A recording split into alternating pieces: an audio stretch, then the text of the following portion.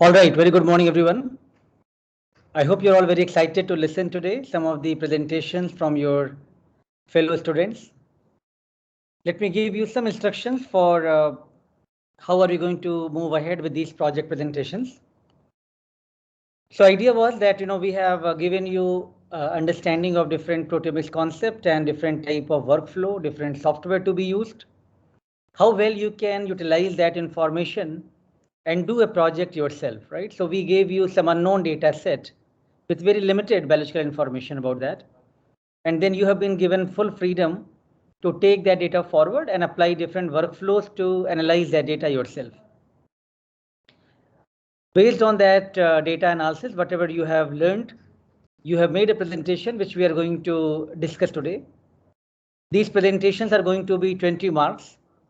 And from each of the presenter, after your presentation is done, we are going to ask you some questions, which will be, timing will be short for this activity. But what I suggest that all the other students who are attending the presentation, in the chat box, they should write the questions. If something comes to your mind, please keep writing those in the chat box. And presenters are requested to reply those simultaneously and definitely before the class. So all of your class activities will also be kept under our observation today. And please do actively participate, because your class participation in these presentations as well as the write-up, cumulative of that for in subsequent classes together will be of 18 marks. What is going to happen for the write-up part? We understand that while you're watching the presentation, due to bandwidth issues and other problems, you may not be able to do the simultaneous summary write-up based on the presentations. So after the presentations are done today, I'm going to upload this video in our course YouTube. And we are going to share you a Google form. In that Google form, there will be some questions based on these presentations, and few summary write-up or few line sentences has to be written up based on your understanding of these presentations. So you will be again have access to these presentations, and the form will be provided to you. This form will be kept open till the next presentation starts. It means till Friday class morning, we will keep this presentations summary write-up open, and after that, that Google form will be closed. So you get ample time to catch up on this and do your understanding, do show your understanding of these write-ups, how you have understood these presentations. I hope some of these things are clear to all of you. So one presentation itself is going to give you 20 marks from your presentations, because it's not only presentation, it's essentially your project activity, how well creatively you have been able to do the project. That's what we would like to see. That's why there's higher weightage for this activity. And then followed by every class will give you 2 marks or so from the write-up and class participation. Together going to be an important activity which will add you quite a bit understanding of your proteomics work, as well as good chunk of marks for your grading as well. So today we have 5 presenters. We have Aditya Bhatt, we have Ashi Das Gupta, we have Anjali Arya, we have Anup Shaji, and Anusuya Narayan. Very interesting projects, very live data sets of actual clinical problems which being investigated, whether it's something on the COVID-19 or looking at colorectal cancer or meningioma. These are all highly clinically relevant projects, and you have been given the data set to make sense of the data on your own. And it's going to be very exciting to see how well you are able to do justice to the data which has been provided to you. So we have given 15 minutes time to each of the presenters, and you have provided me your videos, which we are going to start playing. As I mentioned that while the videos are being displayed, students in the chat can actually ask questions to the presenter, and presenter can start replying to those as well. And at the end of this presentation, then we will have some live Q&A to the presenter. So please be available. And that's pretty much it from my side. I'm going to record the presentations, and I'm going to play it one by one. After each of the presentation, we will stop it and we'll talk to you about some of the queries and questions which we may have. Any questions, anything unclear to any student so far? Before I start all the presentations, please let me know if something is unclear to you. Otherwise, we have been giving you these instructions beforehand. So I'm hoping that everything is clear to all of you. We are recording your attendance just so that you know it's not only the session is recorded, but also I'm saving you and downloading your attendance list, which will be also used up. So that's it. Now I'm going to start the presentations one by one, and we will ask you questions after that.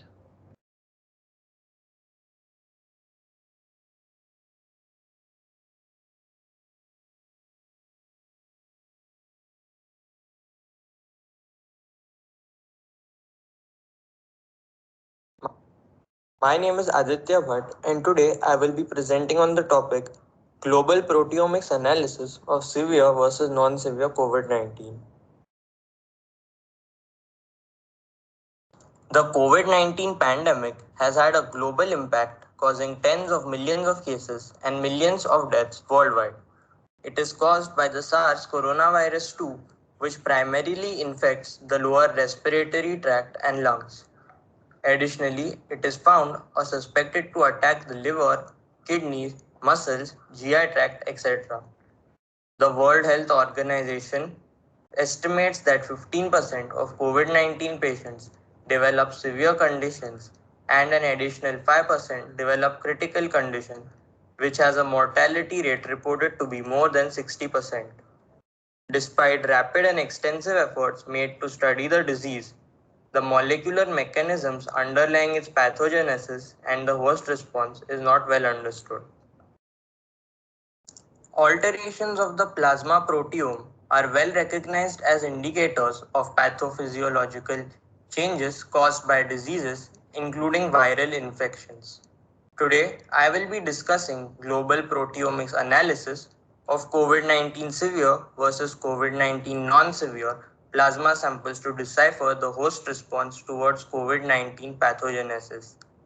We will use mass spectrometry data obtained from plasma samples of COVID-19 patients grouped as severe and non-severe. This data will be analyzed to determine changes in the proteome and find differentially expressed proteins and related biochemical pathways which will indicate host response. Several studies have been done on COVID-19 plasma proteomics of healthy, mild, severe, and critical patients. Several among them are part of larger multi-omic studies, which also look at metabolism and transcriptomics. Review of literature showed several different differentially expressed proteins and pathways, but several were found to be in the intersection of the different studies. These include proteins of the immune system, such as cytokines, and processes such as neutrophil degranulation, complement cascade, its activation and signaling, and proteins involved in clotting, such as platelets, and processes such as platelet degranulation, changes in homeostasis, etc. Metabolic processes like insulin like growth factor transport and their associated binding proteins, and cellular processes associated with these, which include signaling, transport of small molecule biosynthesis, etc.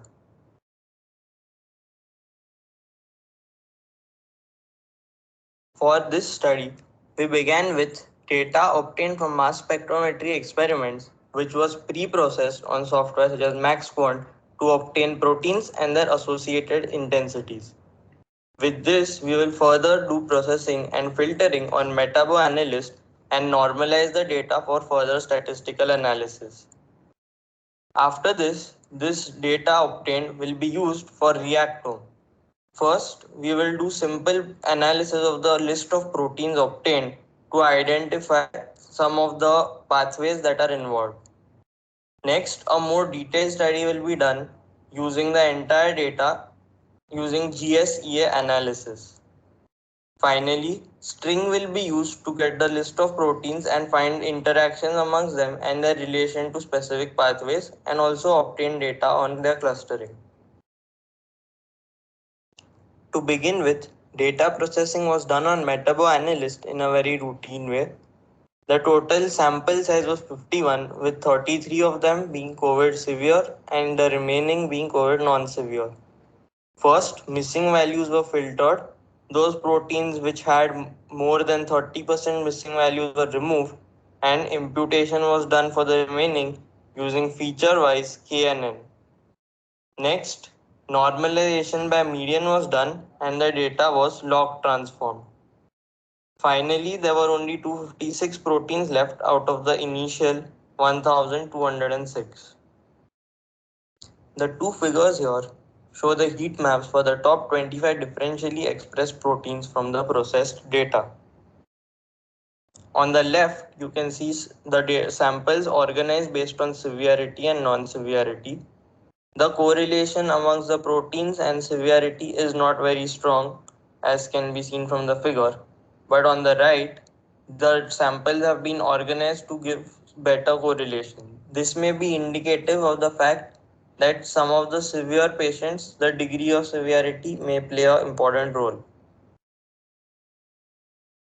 Next, statistical analysis of components was done using PCA and PLSDA. PCA scores plot shows results similar to the heat map wherein correlations are seemingly present but they are not perfectly clear. PLSDA shows better results with for the first two components. Finally, we obtain the volcano plot to find significantly up or down regulated proteins. Fold change threshold of 2 was chosen and p-value threshold of 0.05 was used. This gave 18 upregulated and 16 downregulated proteins. These proteins will further be used for string analysis as well as for simple pathway analysis on Reactome. Here it can be seen that the set of differentially expressed proteins obtained earlier correspond to pathways of the immune system, in particular those of the complement cascade and pathways involving interleukins, also of homeostasis, in particular pathways associated with clotting, and metabolism and transport of small molecules such as lipoproteins. This is in agreement with previously published literature as mentioned earlier. GSEA analysis shows several additional details and the substantial extent of changes in the immune system, clotting, and transport of small molecules. Furthermore, metabolic processes such as retinoid metabolism, pathways of signal transduction, and other cellular processes such as extracellular matrix reorganization are also altered with high p values.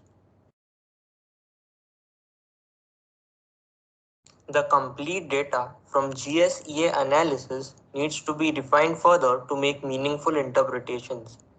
There are a total of 588 pathways to begin with, and we will successively remove those that cannot be used.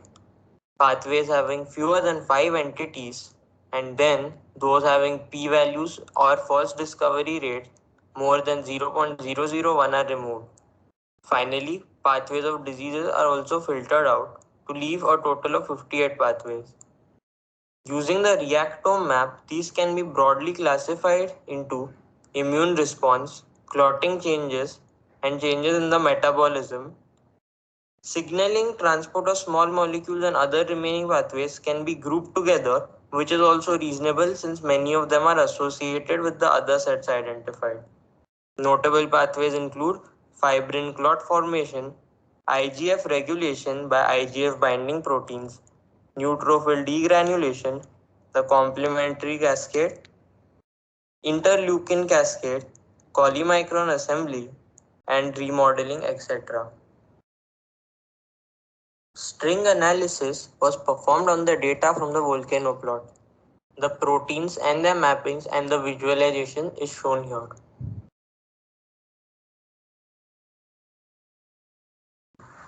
Using the information on string, the top differentially expressed proteins can be clustered as shown. This also roughly corresponds to the classification done for the reactome GSE analysis earlier and covers most of the proteins displayed. This information can serve as a starting point to further study and characterize evolution of COVID-19 infection in severe patients, and also can serve as potential biomarkers themselves or may lead to discovery of others. The immune response is as expected and similar to that in the literature surveyed. The complement cascade, which is a part of the innate immune system, shows the most significant changes. Components of the adaptive immune system are fewer. Interleukin cascade is also altered and it further confirms the cytokine storm in severe patients that has been reported before. Finally, neutrophil degranulation is upregulated as well and hence may play an important role in the immune response in COVID severe patients.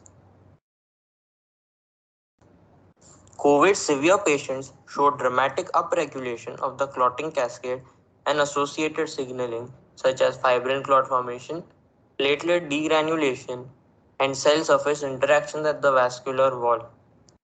This response is likely to be specific to COVID-19 and may lead to biomarkers to detect severity and also possible treatments for the COVID-19 effects on the pulmonary system. Several changes in the metabolic pathways are also shown. Amongst these, the most noteworthy are regulation of insulin-like growth factor transport and uptake by IGF binding proteins and retinoid metabolism and transport. Others such as gluconeogenesis are also associated with synthesis and transport of other molecules which will be mentioned further. Processes such as plasma lipoprotein assembly, remodeling and clearance, and transport of lipoproteins are also upregulated. Finally, signaling processes and those accompanying other processes such as scavenging are also upregulated and may be of importance. These need to be looked into further. To summarize, in the context of the global impact of COVID-19 and especially for severe and critical patients, it is crucial to decipher the pathogenesis and host response in these compared to non-severe cases. Proteomics of plasma samples is well established and can provide the clues needed to understand it, and several studies are already showing promising results. We analyzed data from 51 samples and interpreted it to determine proteins and pathways which show significant alterations. These were broadly classified as immune response, clotting, metabolism changes, and other processes. These results can further be used to study the pathology of severe COVID-19 and explore possibilities for its treatment. With that, I would like to conclude my presentation.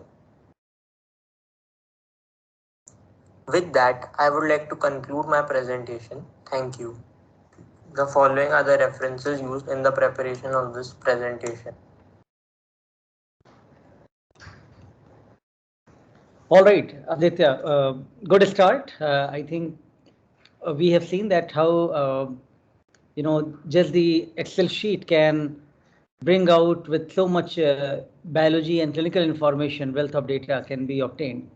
And I think you made good effort and gave a good overview of entire activity. Let me set the timer so that we don't exceed the time.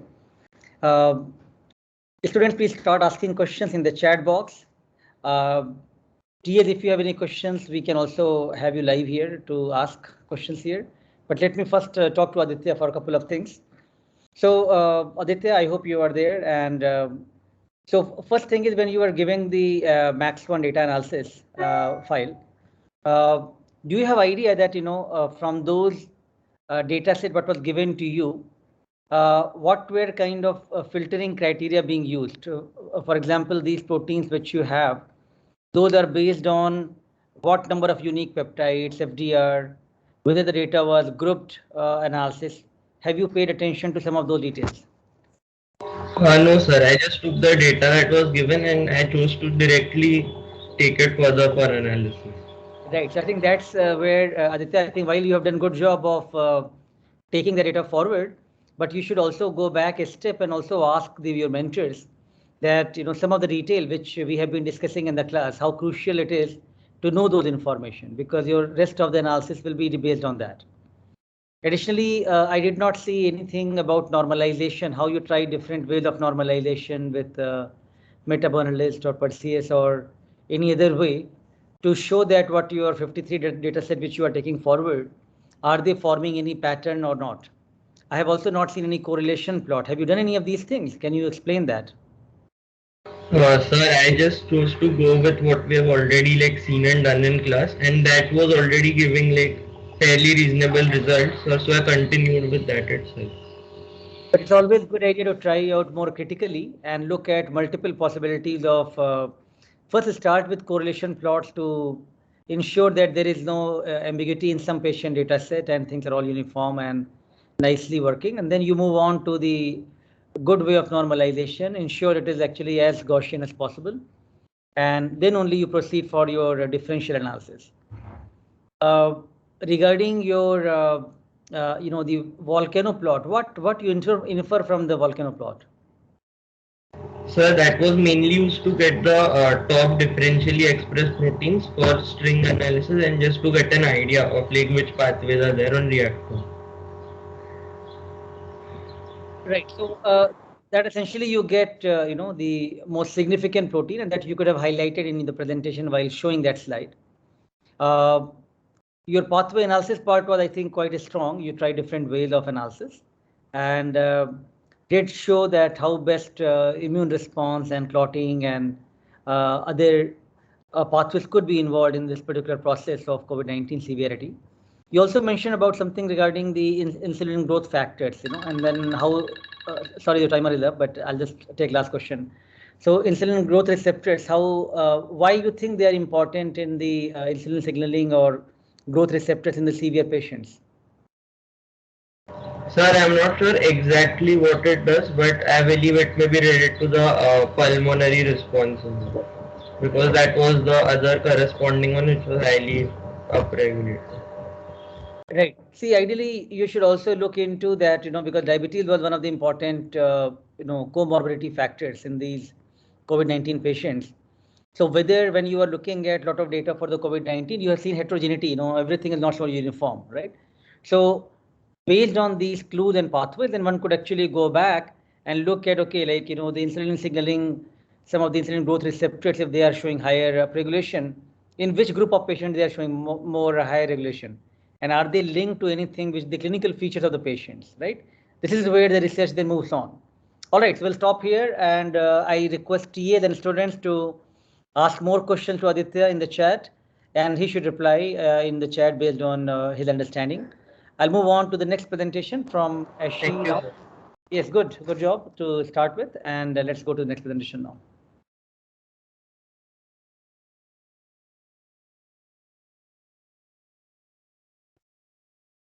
My name is Aditya.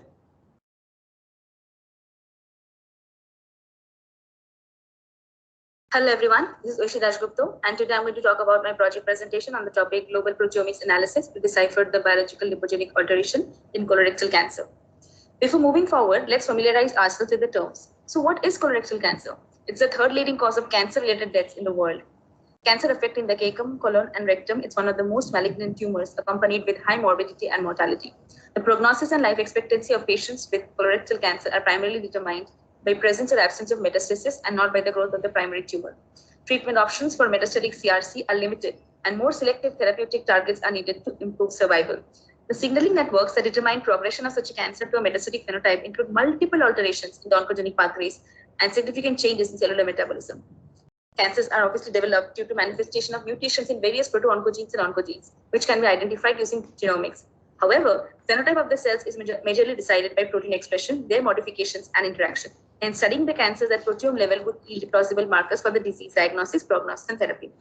So genetic changes leading to CRC are alterations in the oncogenes such as KRAS, tumor suppressor genes such as APC, DCC, P53, and DNA repair genes. The mechanism is of mutational activation of an oncogene coupled with or followed by the loss of genes that are known to suppress tumorigenesis. A rich history of investigations has uncovered several critical genes and pathways important in the initiation and progression of CRC. These include the Wnt, RAS2, MAPK, PI3K, TGF-beta, P53, and DNA mismatch repair pathways. Apart from the significant mutations in colorectal cancer, I talk here about the HCT116 cell line, which has been used in this study.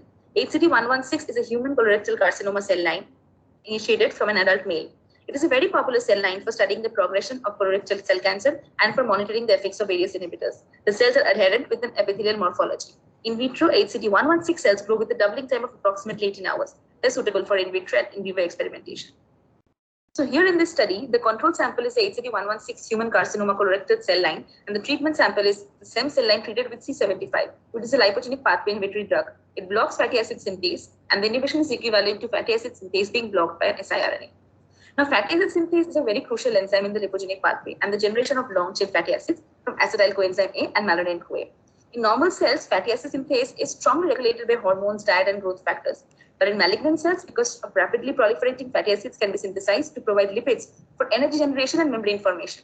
This overexpression of fatty acid synthase is observed in many cancers associated with the gastrointestinal system, including colorectal cancer. And this differential expression of fatty acid synthase between normal tissues and cancer has led to the notion that this is a target for anti-cancer drug development. Recent studies with C75, an inhibitor of this enzyme, have shown significant anti-tumor activity with concomitant inhibition of fatty acid synthesis in tumor tissue and normal liver. Importantly, histopathological analysis of normal tissues after C75 treatment showed no adverse effects on proliferating cellular compartments such as bone marrow, gastrointestinal tract, skin, or lymphoid tissues. All in all, this slide talks about the overexpression of this enzyme in some types of cancer and several cell lines, as we can see from the images over here, and of previously published data that gives us an indication as to why this enzyme has been considered as a therapeutic target. The effect of C75, which is known to block fatty acid synthase on various different cell lines, is also fathomable from this bar graph. Now let us learn a little bit about previously published work that focuses on the fatty acid inhibition by C75. This C75 inhibits purified mammalian fatty acid synthase. It exhibits characteristics of a slow binding inhibitor of this enzyme, and its treatment of human cancer cells in vitro led to rapid inhibition of fatty acid synthesis, followed by inhibition of DNA replication, ultimately culminating in apoptosis.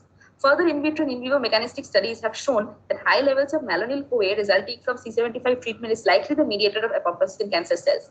The interaction between C75 and fatty acid synthase has been studied, and it has been shown here.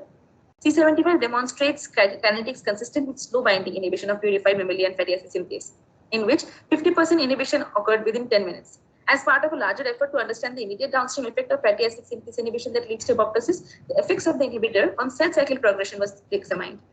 It produces profound inhibition on DNA replication and S-phase progression in human cancer cells. And this kinetics is rapid, with fatty acid synthesis inhibition occurring within 30 minutes and DNA synthesis inhibition occurring within 90 minutes of drug exposure. Meanwhile, apoptotic changes are not detected until 6 hours or later after inhibitory exposure. This data suggests a direct linkage at the regulatory level between fatty acid synthesis and DNA synthesis in proliferating tumor cells.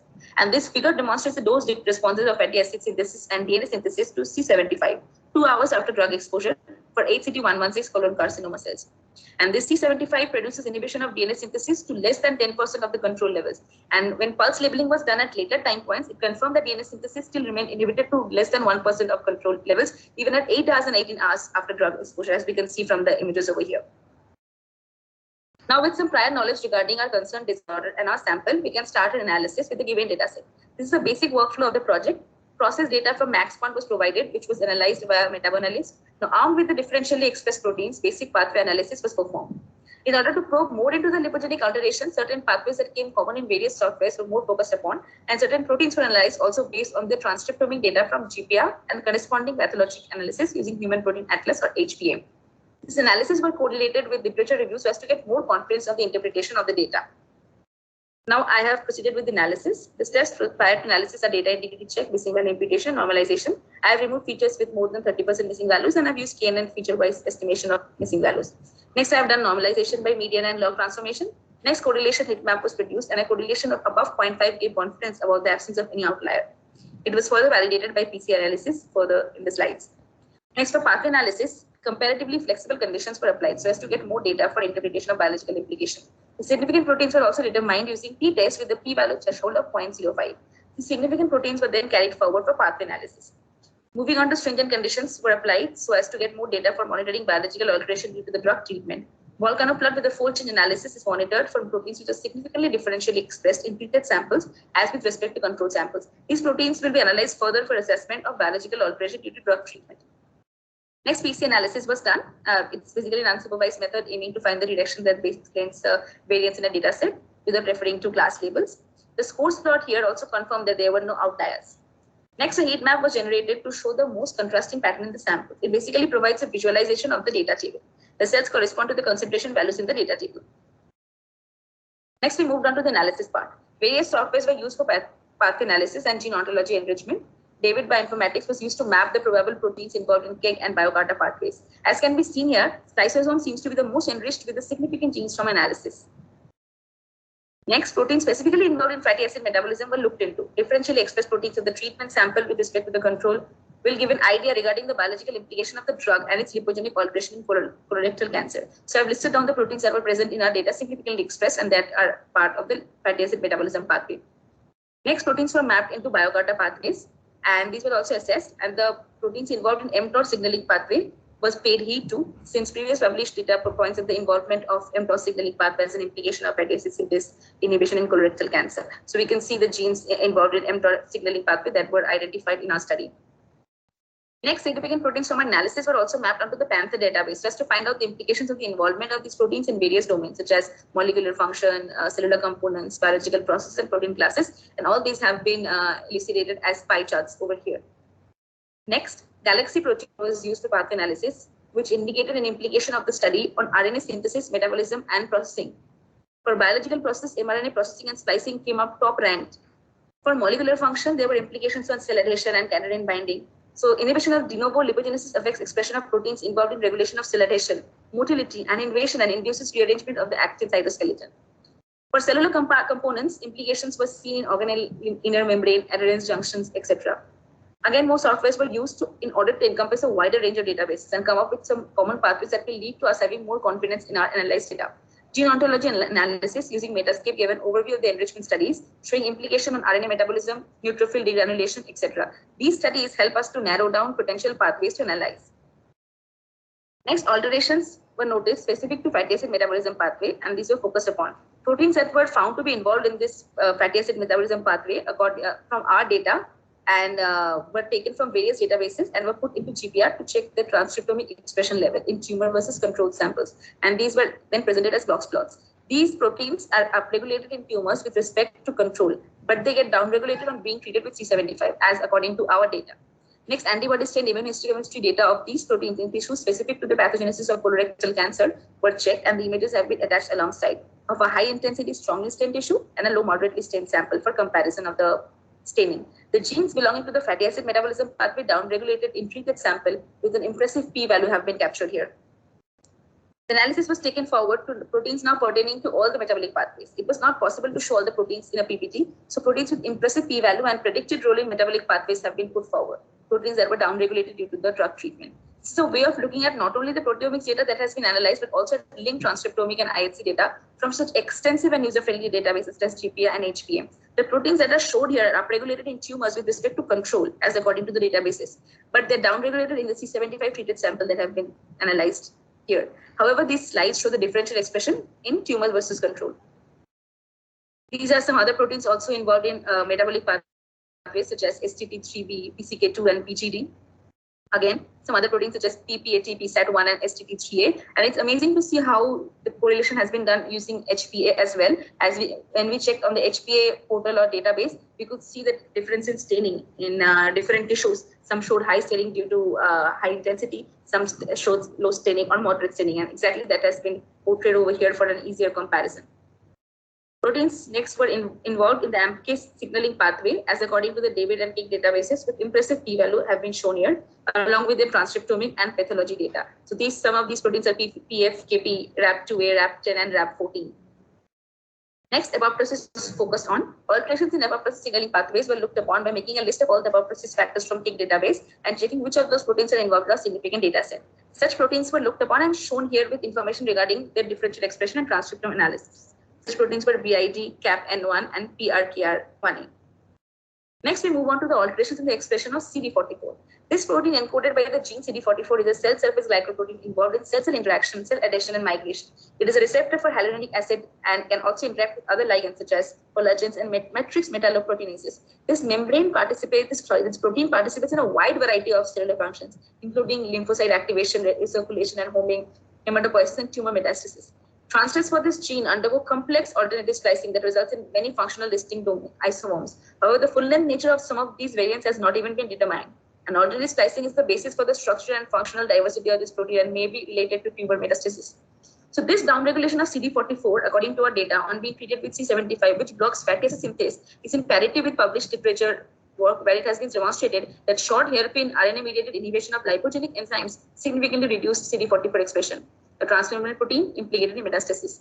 And this attenuated signaling downstream of the CD44 c-Met complex, significantly reducing system metastasis in nude mice.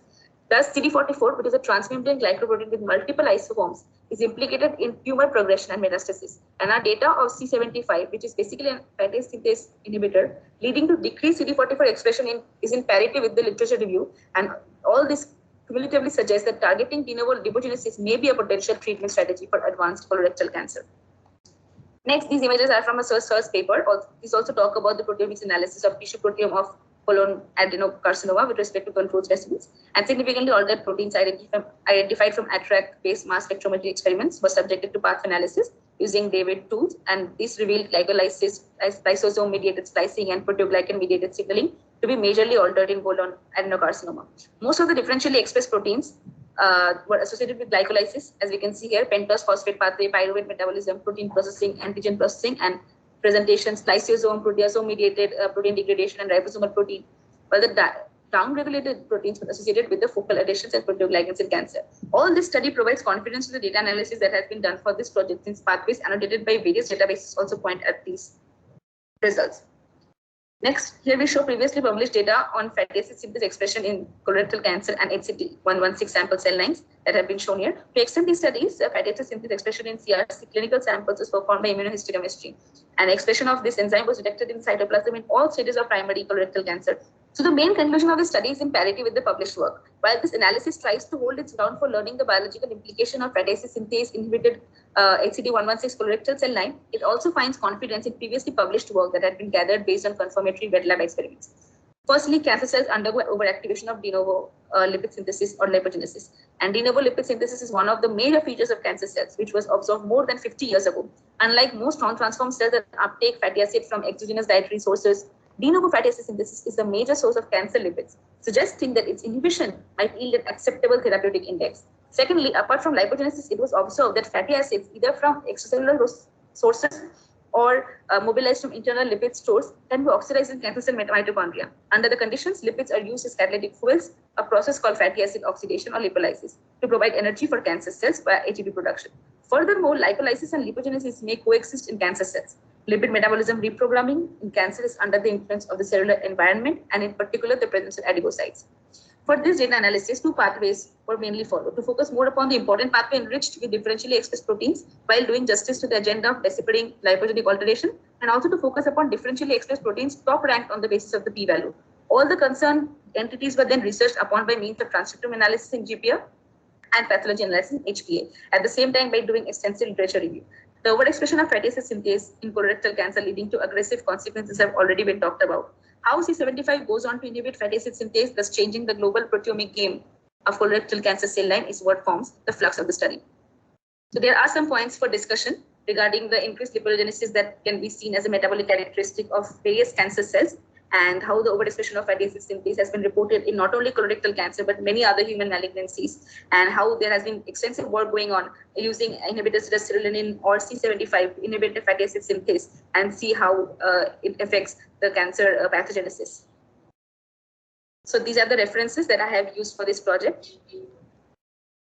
Thank you so much.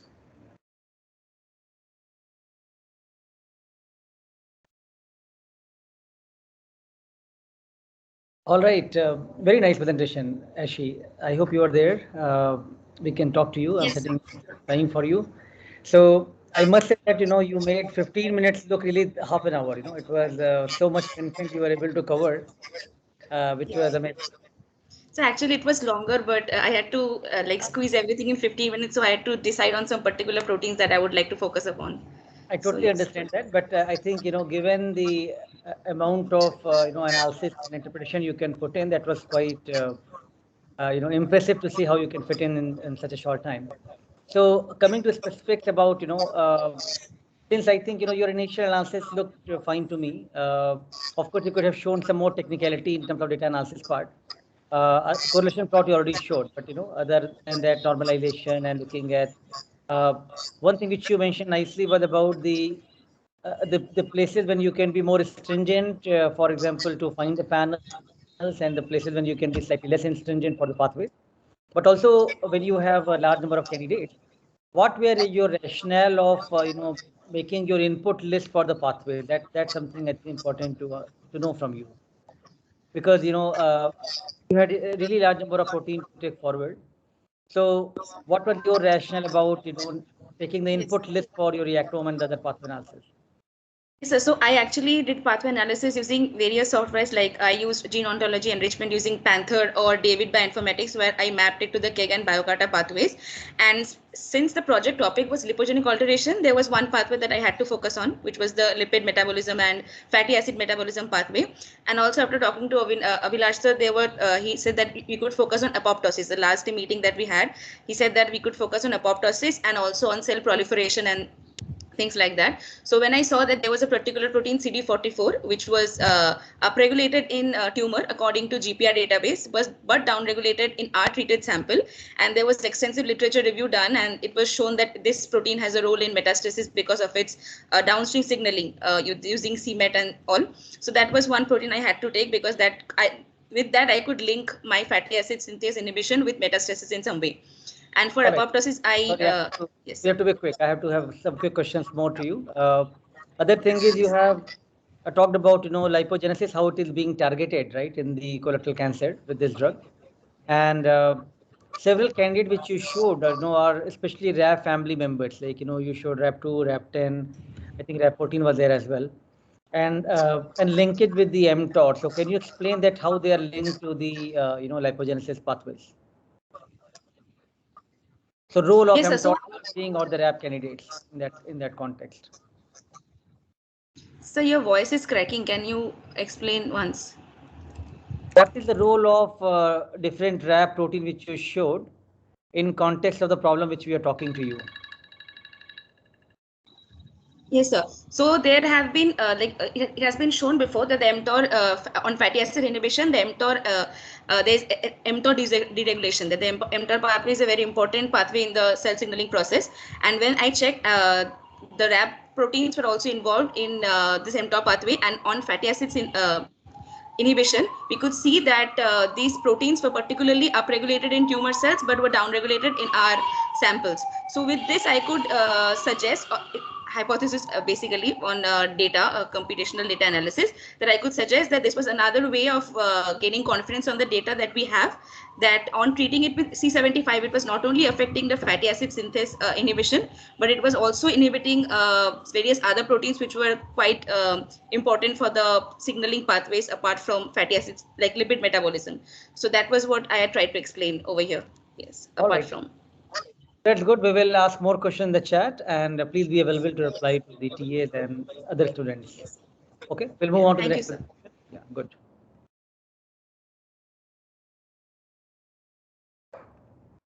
Hello, everyone. All right, let's now move on to Anjali's presentation. I am Anjali Arya, a first year MTech Biomedical Engineering student, and today I am going to present my topic on proteomics, that is global proteomics analysis of meningioma versus control samples to decipher the biological alteration. So to understand this, first we need to understand what meningioma is. Meningioma is a type of intracranial brain tumor that occurs in meninges and occurs in brain and spinal cord. So it's a central nervous system type of tumor, and it is most common type of brain tumor. It is derived from arachnoid cap of meninges. So in meninges there are three layers: arachnoid, dura mater, arachnoid matter, and pia mater. So meningioma arises from the arachnoid part. The ratio of prevalence of this tumor is more in females than males, that is 2:1 ratio, and it mostly occurs during 40 to 60 years of age. Now, WHO divides these meningioma as into three grades: grade 1, 2, 3. The grade 1 being more benign one, grade 2 being atypical, grade 3 being anaplastic. So grade 1 is less aggressive, of course. Grade 2 and 3 are more aggressive, and 3 is more malignant as well. So in this study from cancer.gov or in US, it was said that there is this 371 people are diagnosed per year for grade 2 and 3 type of meningioma. Symptoms include change in vision, headache, memory loss, loss of smell, seizures, etc. So it might not be that fatal, but it can be a problem in long run. Now, why is this a problem? Why do we need proteomic analysis for meningioma samples? Because with the conventional therapy, that is chemotherapy, what happens is there is a chance of reoccurrence of these meningiomas a lot. Meningiomas reoccur a lot faster than they are expected. So we cannot throw a patient, so it is very inconvenient for the patient. So proteomics can enable a personalized treatment strategy based on the identification of these potential biomarkers. And also we can analyze differentially expressed genes that can be compared in samples with various grades of meningioma. Now, for this project, what I did, I was given a MaxQuant output file. I had to present a workflow. So I put the data in the MetaBanalyst one. I processed the files using missing value imputation, normalization. Then I went ahead with statistical analysis part, t-test, FCA, etc. And then I took the pathway analysis using Sting, Panther, and Reactor. We'll see briefly one by one. So the data that was given to me had 69 samples annotated as control versus meningioma, and the MaxQuant output file has rows with proteins with their UniProt IDs, and the columns have peak intensities for each protein for both types of samples, that is control versus meningioma. Now, what happened in my data was there were 3 columns that had very low number of values, only 25% value compared to other samples, which could so it could not be taken forward. So final processing was done, and 66 samples, 31 control and 35 meningioma was taken ahead. Now, processing of data using MetaBanalyst, how it was done? First, we find the missing value. For finding the missing value, the missing value can give non-avoidable errors. So in my data set, there were 36.5 missing values, which were imputed using KNN feature-wise sample, and then with a replacement over more than 30% for more stringent analysis, and normalization of data was done. Normalization is done to minimize run-to-run variation, and it works by normalizing the values to fit a Gaussian protocol, as you can see in this histogram. And this normalization is done in Perseus. And then I took the PLSD and PCA plots. So because I processed my data earlier only, so I went ahead with this outlier so that no more samples need to be raised. Then I went ahead with statistical analysis, that is t-test, fold change, and volcano. T-test, what it does, it to find the number of significant and unsignificant proteins. So the pink ones are the significant and the gray one are the unsignificant. Unsignificant are more because they might contain some abundant proteins which are not of our use. Then fold change analysis is more stringent, as it compares the absolute value of change between 2 group means. That is one, it annotates one as the upregulated one and other as downregulated one. Then, but the much better type of plot is volcano plot. What it does, it has a combination of both t-test and fold change analysis. So with volcano plot, I got 55 significant proteins, out of which 30 were downregulated and 25 were upregulated in meningioma. Then later on, this was a heat map that I created using MetaBanalyst. So you can see the pink header. This has the part of control part, and the green part has the meningioma part. You can see the red portion is quite expressed in the control part, which is absent here in meningioma. So what heat map does, it is gives some clear distinction of set of proteins in control as well as in meningioma symptoms. Now, I went ahead with pathway analysis. After statistical analysis, the 55 top proteins that I got from the volcano plot, then I took them, and the values of having less than 0.05 were obtained and analyzed using these 3, Sting, Panther, and Reactome. Let's see each one by one. So in the Sting analysis, what I did, so as you can see, this was my Sting analysis. These were the proteins that were present in my data set, but this was not from my data set. So these were the ones that I got from the volcano plot. These proteins were not from the volcano plot, but these were from the t-test that I performed. So why did I take this? Because when I was doing the literature part, I saw that some of these proteins were present in the literature, which was mapping with the proteins that are present here, like SERPING1 and C4b, etc. And these were showing some good strength as well. So I wanted to see if it is related to my pathway analysis or not. And to my surprise, they were actually connected. So I took this data forward and did the Panther analysis. In the Panther analysis, I basically wanted to have a good visualization of pathways in simple terms. And what it does is it divides the proteins and classify it into family, molecular function, biological process, and pathways. So let's see. So these are the graphs that I obtained using Panther analysis. So this is the Panther pathway, this is the biological process, this is the molecular function, and this is the protein graph. As you can see in the Panther pathway, all of them are quite uniform. So it doesn't give really like which type of pathway is more or less. So it's a very uniform, so not very stringent. So, but I went ahead with this particular one, that is angiogenesis. I would tell why in a bit. Then for the biological process, these blue and gray are expressed more. The blue one includes the cellular process. They are expressed more in meningioma. And then molecular function also, the one here present as the catalysis pathway, and the one here, the gray one, are the binding pathways. So these are expressed more from my data set.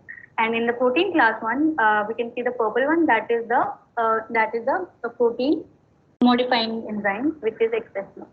So later, so as I said, I took the angiogenesis pathway further because angiogenesis is the complex phenomenon necessary for tumor growth.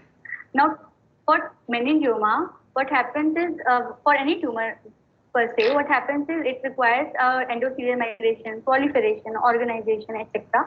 And it does this by the process of angiogenesis.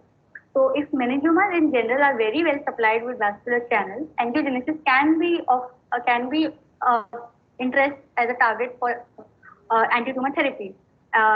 Some drug therapy are presented here. We will see it in later with reactome.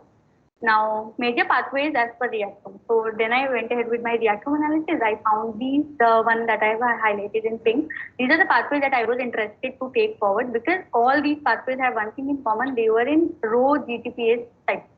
So that means it has a big role in the pathway expression. So the Rho GTPase, Rho J, Rho Q, Rho CDC42, RND1 GTPase. So let's see how they are connected. So Rho GTPase pathway. Now, to make sense of the data that we have been doing, what we want to see, I took this pathway as the main pathway, that is Rho GTPase pathway. So it encompasses a lot of different pathways, a small pathways. We'll see here. In reactome analysis, many pathways were obtained and most of them were overlapping. So maximum part of analysis is covered the Rho GTPase pathway. So this pathway has role in dynamic reorganization of cytoskeleton, cell adhesion, cell migration, cell division. So basically all the processes that are responsible for normal cell growth. So it is of two types, typical and atypical. Typical pathway, what it does, it has Rho A, RAC1, CDC42. Remember these proteins were there in my analysis also. They are matching with the literature also.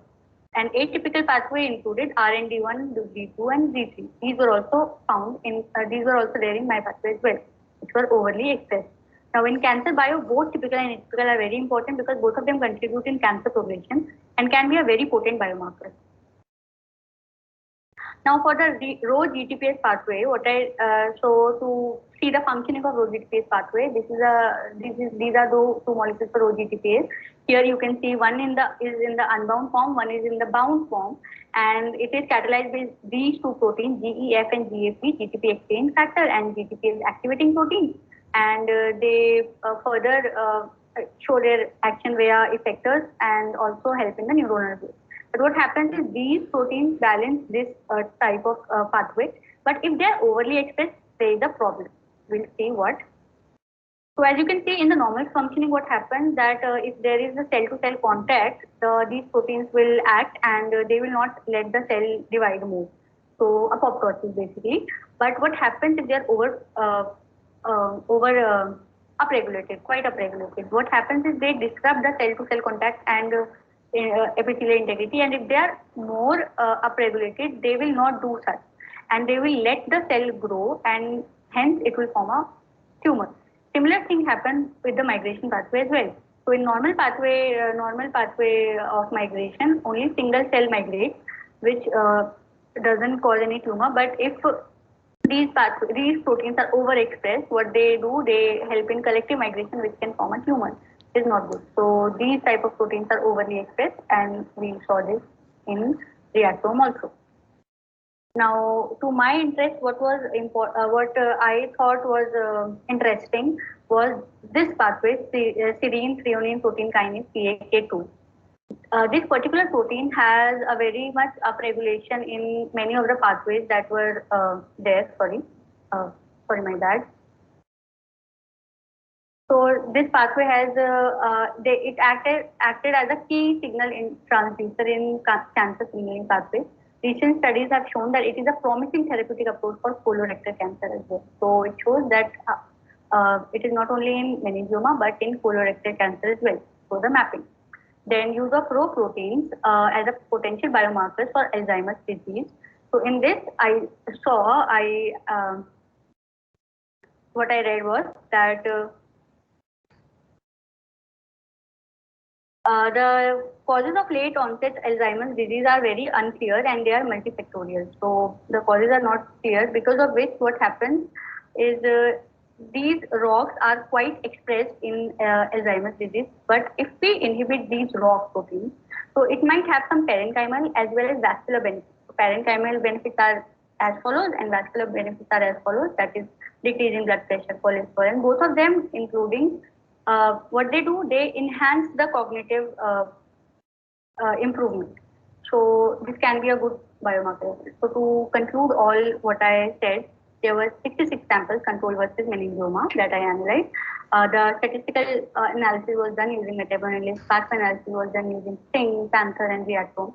Top pathways I analyzed. In STING, basic matching was done. In Panther, protein-protein interaction was done, to which I took angiogenesis further. In dataset, Rho GTPase pathway and its subtypes were more prevalent according to the reactome. So how do we relate both this? How do we make a story out of it? Is that angiogenesis, what happens? Angiogenesis is a result of upregulation of Rho protein. So this pathway can be a potential biomarker for therapy. Then further literature also shows that these Rho protein kinases, ROCK, have role in Alzheimer's disease, as we just saw, and colorectal cancer as well. So hope you like the presentation. Thanks a lot. Thanks for giving me the support.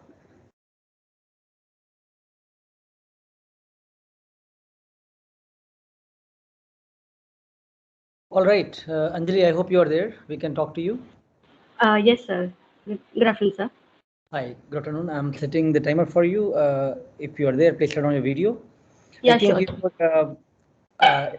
Defining the meningioma problem was good beginning, where the rationale for not being so aggressive, but still having recurrence. And in fact, it's one of the most prevalent type of brain tumor. Yeah. Additionally, there are also many patients which also go towards the higher grades. So all that justifies the need to look into this problem. And I think data analysis workflow was also well presented.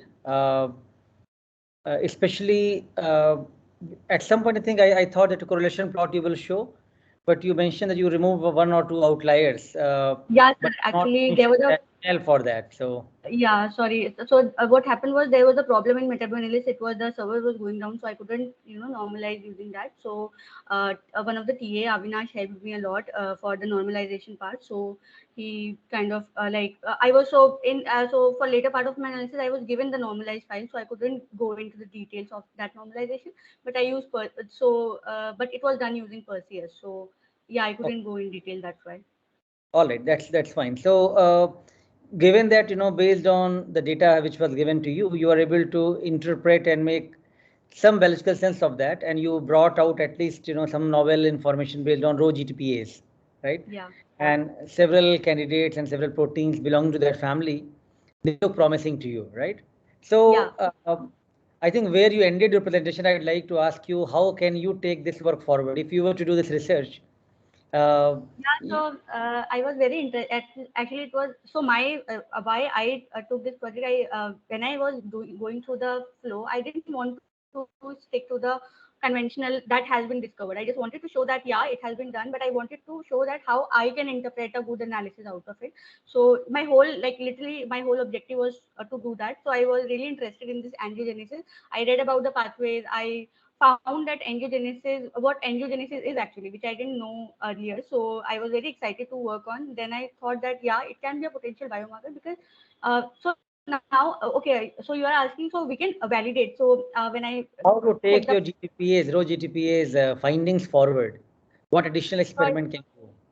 So I think we can set up some MRM-based analysis, like as we have discussed in class, for validating the proteins, because not all of them can present a good confidence like there. So I think we can set up some experiments using SRM and MRM-based analysis for validating the data forward. That could definitely be one way, to move forward. And also because you have some GTPase activity here, you can also think about some enzymatic assays and see, like, how you can move towards more clinical translation of the data set. Okay. All right. Well, thank you. And let's have more questions in the chat, but time is up now for you right now. We will, yes, we will ask more questions in the chat now, and let's move on to the next presentation.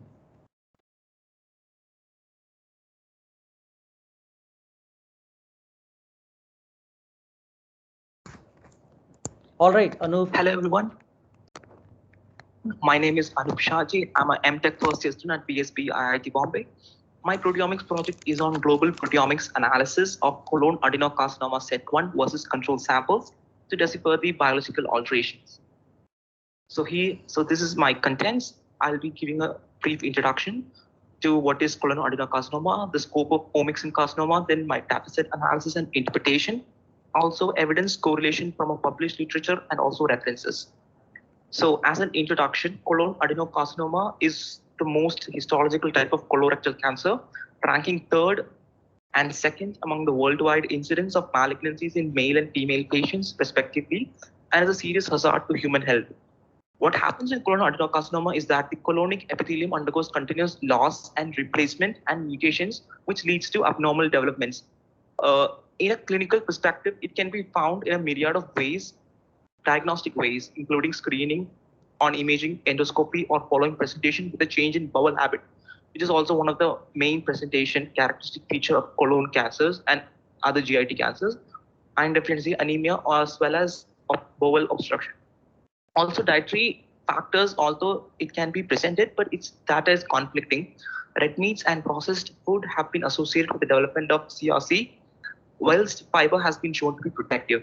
So this is a graphical abstract that has been taken from Cancer Research UK. So the management basically includes staging, patient factors, etc. The main conventional treatment modalities performed by doctors is surgical resection, metastectomy, chemotherapy, and radiotherapy. The main problem with colon cancer is that it is very difficult to detect at an earlier stage. So the risk of death is closely correlated to the stage of CAC. So if the stage is an advanced stage, it will be very difficult for the patient to recover. And the 5-year survival rate is also less. So therefore, there's a compelling need for the identification of blood markers, biomarkers that can be enabled to early detect CAC. So this is where research scientists can come in to fulfill the gap. So the scope of omics in colon adenocarcinoma, currently there are genomics and transcriptomics-based multifaceted approach published in the literature. Although this is the mainstay, recently with the advance of mass spectrometry and other proteomics techniques, this technique has come into horizon, with which the proteomic differences between the tumor and the normal tissues may provide insight into the development as well as early diagnosis of colon adenocarcinoma. Therefore, by combining the study of transcriptomics and proteomics in colon adenocarcinoma tumors, there is an immense potential to guide the novel treatment strategies. So for the dataset analysis and interpretation of the data that have been given for the project, I have used MetaAnalyst, UniProt database, as well as Reactome pathway analysis to complete the whole process. So we'll start with MetaAnalyst workflow. The data contained 15 healthy and 15 tumor samples. The samples were unpaired. Total of 22.5% missing values were detected. So the missing values were imputed. Dataset was normalized and log transformed for further analysis.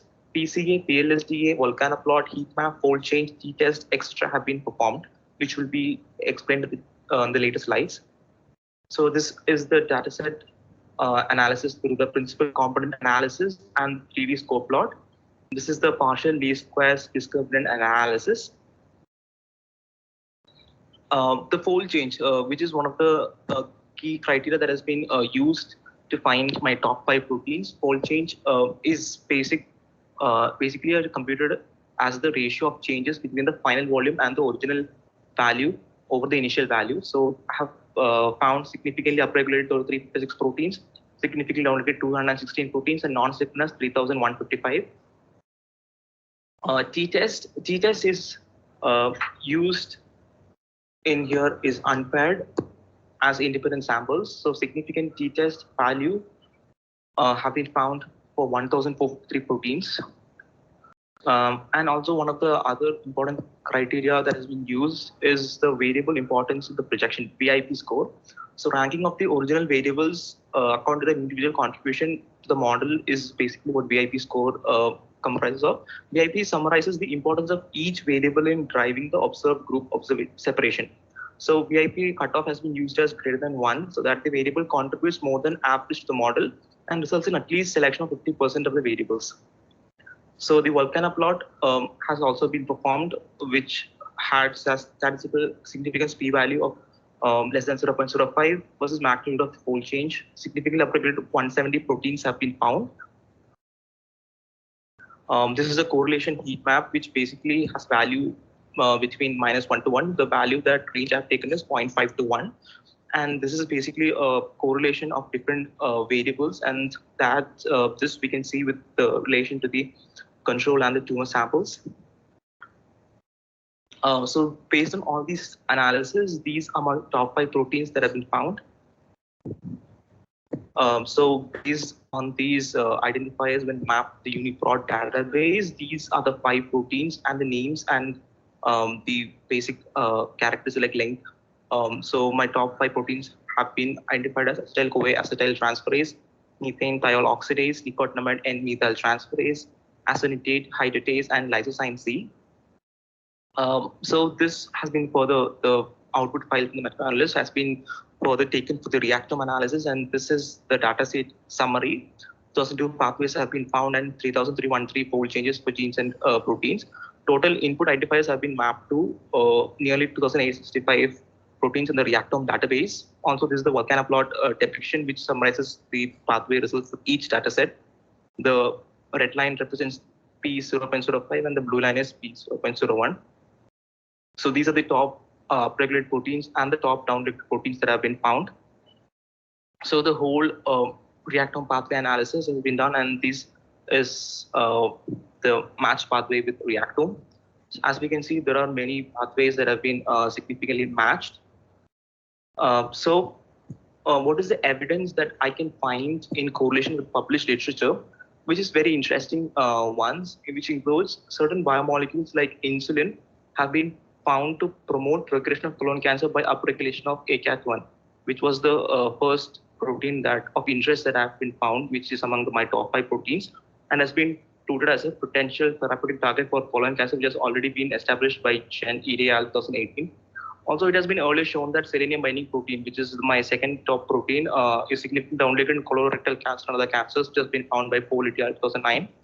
Also, my third protein, nicotinamide N-methyl transferase, has been found earlier to be having a high correlation to poor prognosis in colorectal cancer, which has been found by Song et al. 2020. Also, the loss of mitochondrial aconitase, it's my fourth protein, have been found to promote colorectal progression via SCD1, which is a lipid pathway, a remodeling pathway. Also, my fifth protein, lysozyme C, which has been previously reported to be a major secretory protein, which is also downregulated. If you had noticed the downregulated proteins that had been shown in the earlier slide. Also, so once we have clearly seen that the top 5 proteins have already been clearly established to be driven or to be of some significance to colon cancer and the cancer pathways. So now we will try to integrate the transcriptomics evidence that is already established in the literature. So these are my top pathways that has been arranged according to p-value from Reactome. So each of these pathways have been found earlier in published literature based on transcriptomics data analysis, that they have been correlated to colorectal carcinoma. Schwartz et al. Has found that ribosomal scanning and start codon recognition, which includes the mTOR, EIF translatory moieties, have been correlated to colorectal carcinoma. Then also Para et al. Has already published studies on the upregulation of the ATS 60S ribosomal subunit and its GTP hydrolysis activity correlate to the cancer growth. Also, one of the main mRNA decay, nonsense-mediated mRNA decay pathway, which selectively decays the mRNA harboring premature termination, has also been found to have a dominant negative gain of function as reported in cancer, which has been shown by Carosis et al. So all these 5 top pathways have been in one way or the other found to have correlated directly or indirectly to the colon carcinoma and cancers in general. So the transcriptomics evidence is in favor of the proteins and the pathways that we have deciphered from the dataset. So these are my references. Thank you for the kind attention. If you have any queries or doubts, please feel free to ask in the discussion session. Thank you. Bye. All right, Anup. So I hope you are there. Hello, sir. Yes, good. So I think you talked about coronary adenocarcinoma, and you have heard probably another previous presenter, Ashi. She also talked about a cancer cell line, which is linked to the same HCT cell line, right? So, but different ways of looking at a problem. You're looking at more of the tissue proteomic analysis. One thing which I would like you to pay attention, like from her presentation, few leads came forward, right? And from your presentation also some leads came forward. Do you see any commonality? Like, I hope you have been also watching her presentation. Do you see any commonality? What is the main target which you found? And was there something similar even she has found? Yes, sir. It has some correlation to the lipid remodeling, also mRNA transcriptomics. So if we have to take this forward, then we could possibly see these 2 lines of thought. Yeah, in fact, what I wanted to hear from you was essentially mTOR signaling, which is which has come in fact common as one of the main lead which you have shown. Yes, and even from her data that looked at one of the promising target. So I think it's good to look into the literature and of course your colleagues' presentations as well, so that we can correlate data analysis. Yeah, while doing your data analysis, I think you showed around 22% some missing values you had, right? Yes, what was your strategy to do the missing value imputation? Sir, I have kept a criteria as missing value less than 30% has to be excluded, also fold change of 2 and p value of less than 0.05 and VIP score. So based on these 4 criteria, I have chosen my top 5 proteins and went on with the analysis. Just be specific. Missing values are there in the data coming from different possibilities of biological or as well as sometimes mass spec based technical issues of peptides not being ionized, and that's where you look into the data and you show 22% were missing values available.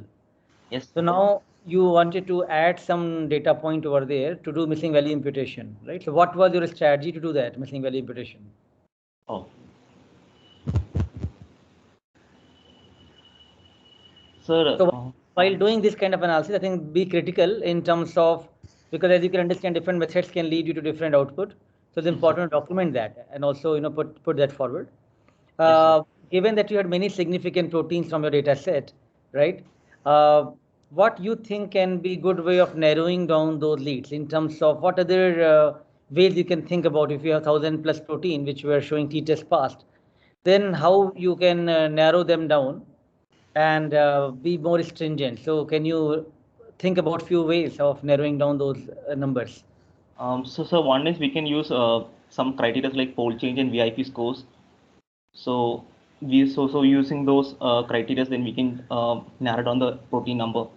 And also based on the significant pathway correlation, we can narrow down which are the pathways which are involved with the major proteins.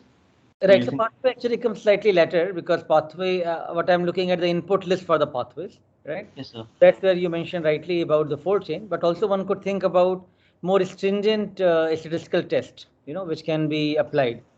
More stringent p-values criteria can be used. So some of those can actually narrow down the list, right? Yes. All right. My last question to you about one of your top leads about acetyl transferase, right? What is the role of this you think can be linked in the colon adenocarcinoma? So based on the lipid remodeling, acetyl-CoA transferase has got direct links to that. So based on that function, then we could prepare a more stringent pathway depiction. All right, well, sounds good. So let's stop here and let's move on to the next presenter, the last presentation for the day. So good job, Anup, and let's move on to the last one.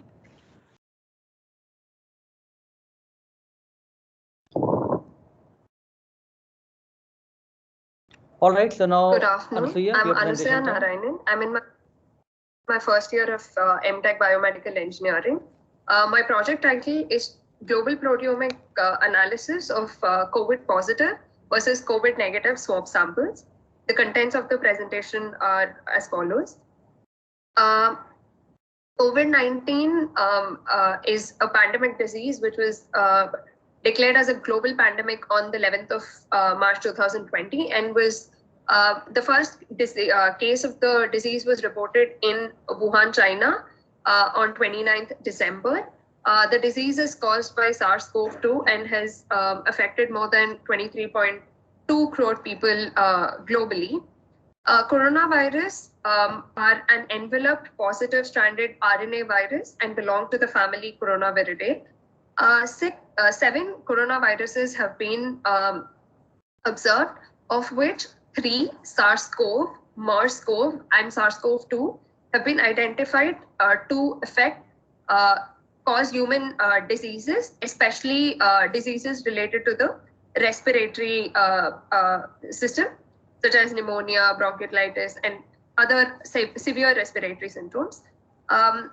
So just to give a brief overview of the proteins or the protein organization of the virus, as I had mentioned, the virus is an enveloped protein. So there are 4 major structural proteins, one of which is the envelope protein, which is involved in viral assembly. Then we have the membrane protein, which is involved in virus envelope and shapes the virus envelope. The third spike protein, which is involved in entry and attachment of the virus to the host cells. And lastly, the nucleocapsid protein, which forms which helps in the assembly of virions.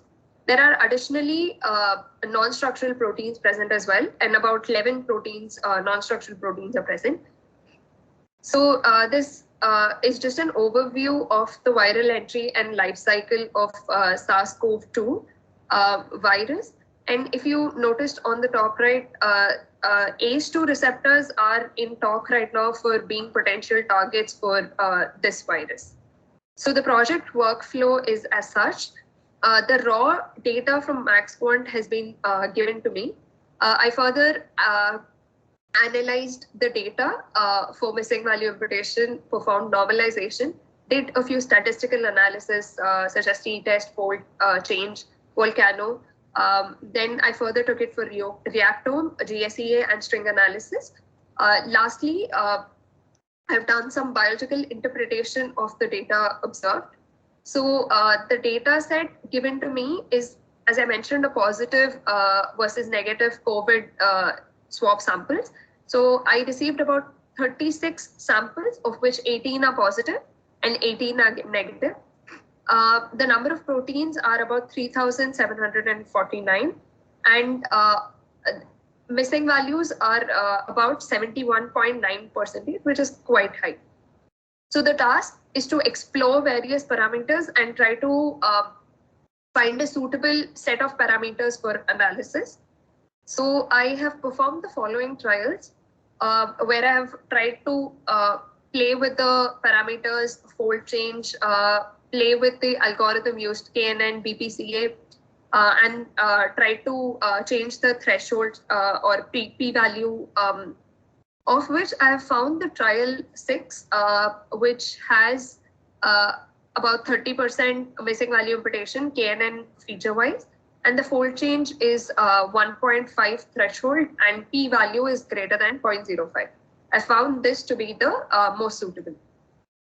So before filtering, I observed the PCA 2D score plot, of which you can observe that there is an S1 sample, which seems to be an outlier.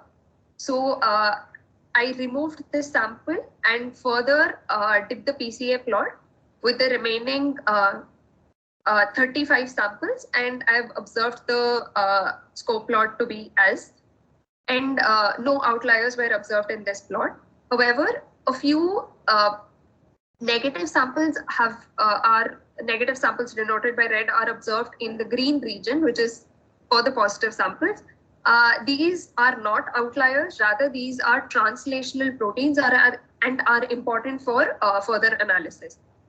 So as I mentioned, for fold chain, I've kept the threshold as 1.5, and I've observed about 24 proteins are significantly downregulated, whereas about 67 proteins are significantly upregulated. So this analysis has been made positive versus negative. This is very similar to the exercises where we performed tumor versus healthy. So when I say significantly downregulated proteins, I mean the expression of these proteins is less in the positive, COVID positive samples compared to my control, which is my negative sample. So this is the t-test result, for which I have kept the p-value as 0.05. And I've observed that there are about 63 significant proteins. This is the volcano test. And volcano test is extremely useful because it involves both fold change as well as p-value, which is essentially used in t-test. So the volcano plot is more reliable, and in this volcano plot, I've observed about 8 significantly downregulated proteins and about 46 significantly upregulated proteins. This is the correlation plot. The range of the correlation plot, as you can observe, is from 0 to 1. However, for highly correlated proteins, the value must be greater than 0.5. So if you observe this plot, apart from the regions marked in dark blue, the other proteins show a high correlation. This is a heat map of the analysis. And if you see, the heat map technically tells us the differential expression of proteins. And as you can see, the green samples are denoted as positive and the red samples are denoted as negative. If you can observe on the upper half of the map, there's a clear distinction in proteins. The red regions are concentrated more on the positive samples, and the blue regions, blue proteins are concentrated more on the negative samples. So this shows that there's a differential expression of proteins. And if you observe on top of the heat map, the dendrogram is given, which is a hierarchical clustering and shows how closely two proteins are related. So as I mentioned, volcano plot is quite reliable compared to the others. And I have used the top 10 proteins from the volcano plot for further analysis. So the UniProt IDs are given. I've tried to get the names from UniProt as well, the actual protein names. So I further took these top 10 proteins for reactome analysis, and I found the following pathways as top 10. So for to analyze or to confirm my pathways further, I've done GSEA analysis, where the input, we have to keep in mind that the input must be a pre-processed data from pre-processed data. So I've used the data processed from MetaBioAnalyst as an input for GSEA. I've used the transformed or normalized data. So among the GSEA, these are my top 10 pathways. I further taken it for string analysis. If you notice, among the 10 proteins, we observed 3 clusters, of which the first cluster has about 5, which is the red cluster. Second has about 4 proteins, the green cluster, and then we have a single protein as a separate cluster. So what I infer about these, so I've tried to analyze what each protein means and what this cluster could potentially depict. So the first cluster, which has 5 proteins, is related to the cytoskeleton family. It is involved in cell dynamics, cell motility, and signal transduction. Cluster 2 with 4 proteins is involved in cell cycle with various elongation factors and nucleoproteins. Cluster 3, which is a metabolic enzyme, the glutathione transferase, is a detoxification enzyme. So coming to the most important part of the project, what is the biological interpretation that I derived from my analysis? So the first one being MET. If you observe, about 3 of my pathways from the top 10 GSEA pathways relate to MET. So what exactly is MET? MET is a tyrosine kinase receptor, which has shown high binding to the spike protein of the SARS-CoV-2. It works with integrins and is involved in proliferation and cell motility.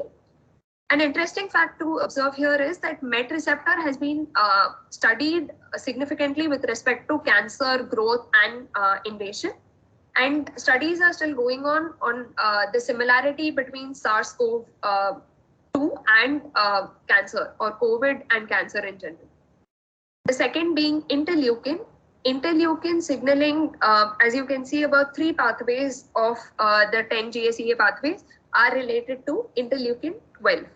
So interleukins are a class of cytokines which are involved in signaling and primarily involved in immune responses. So IL-12 in particular is an inducer of the T helper cell, and it is secreted by various immune cells, as I mentioned. Here I have shown a literature where IL-12 has been studied with respect to COVID-19, and the concentration of IL-12 in asymptomatic and mild cases are observed at a higher rate than in moderate or severe COVID cases. So this has been a significant observation. And interleukins do not function in isolation, rather have, say, a cascadic effect. So IL-12 is not functioning in isolation, rather it has, it involves or it regulates the production and secretion of other interleukins as well.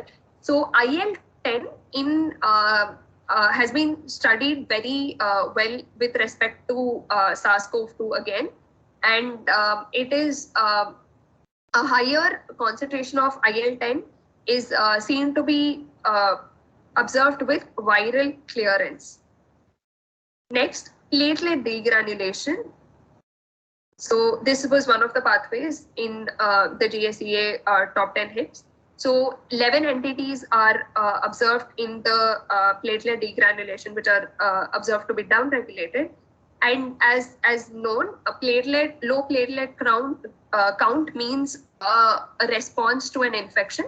So in severe COVID cases, a low platelet count has been observed. In particular, platelet factor 4 is seen to have a very low concentration with the disease progression. So it is associated with poor prognosis.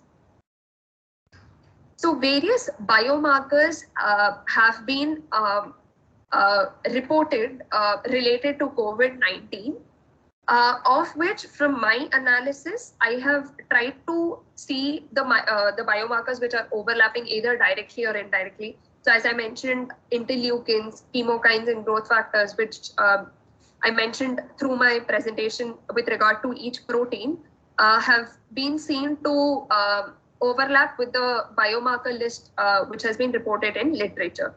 And as mentioned, the cytoskeleton family, whereas it is involved in, say, coagulation, dimer levels, and fibrinogenesis, and all of that. So this is with respect to, or this is correct with respect to the analysis that I made. So in conclusion, few biomarkers that I've found in this project have been verified by literature. And the aim of the entire analysis is to identify potential targets for SARS-CoV-2 and facilitate or use these targets in vaccine and other therapeutic development. That is the aim.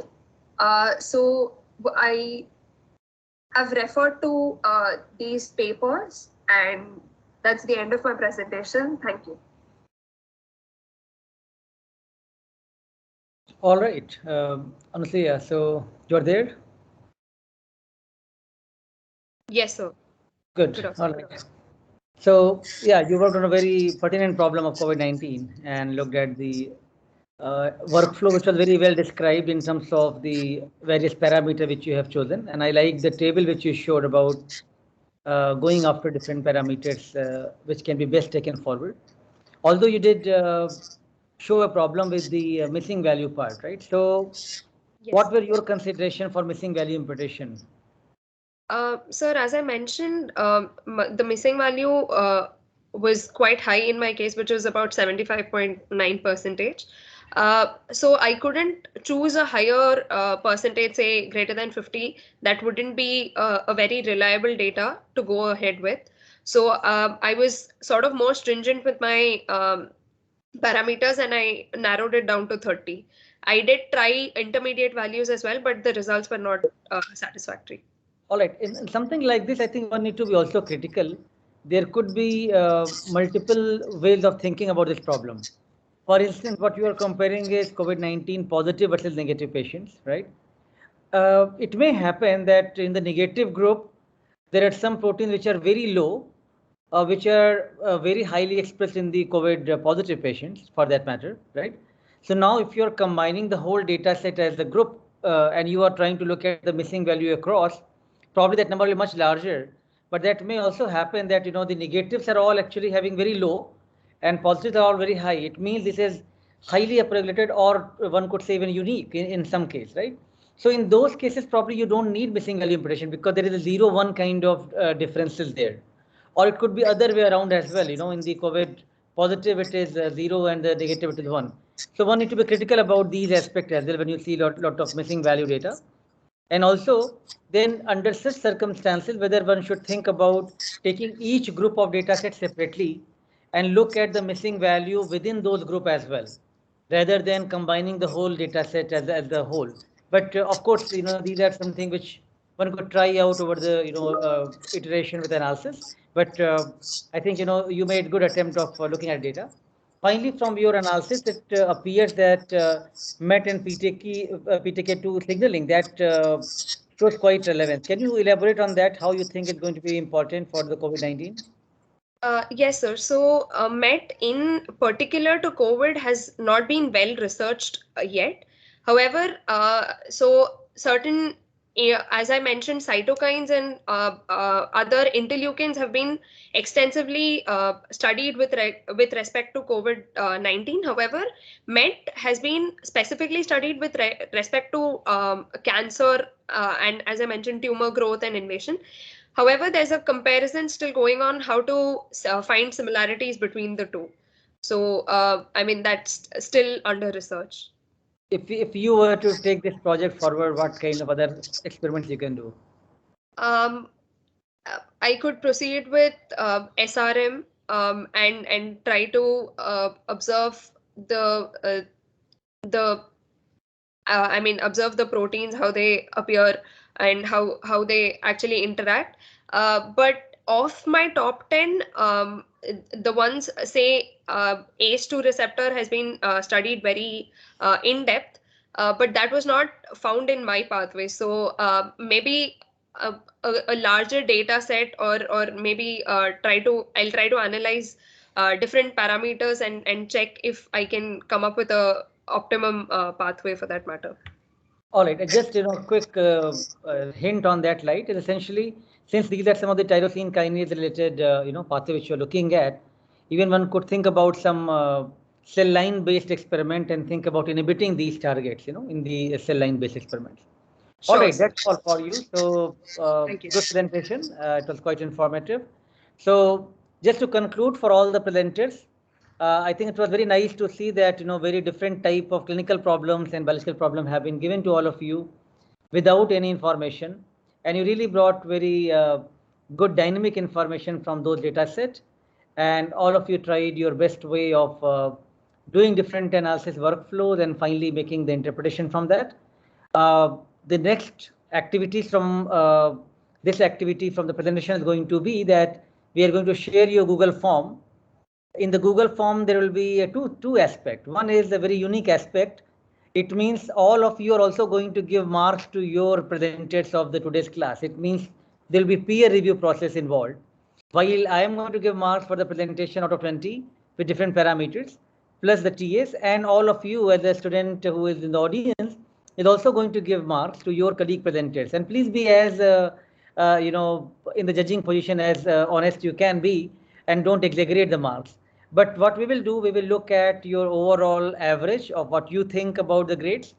And of course, what my and the TS considerations are there. Accordingly, the overall 20 marks grading will be assigned based on that. So that's one aspect of the Google form which will be coming to you. And second thing is, of course, from the 5 presentations, we will give you at least one question to answer based on the presentations. And also you have to write a few lines summary about what you learned from that presentation. So that's something which will be open to you till Friday morning. Please finish that activity as a writing activity of this particular presentation. That's all right now. The students who are due next for the Friday presentation, if you have any issue, any problem in understanding anything, please feel free to get in touch with me as soon as possible. Like the last group also, we have given them time and opportunity to talk to us. Probably some of you already were there. In case any one of you still have any problem, please do let us know, because we want to see your best and confident presentations coming out. All right. Good luck for all of you. We will follow the chat and look at all the Q&A, which I could not follow while showing you the videos here. Okay. Thank you, everybody. We will resume back on Friday class.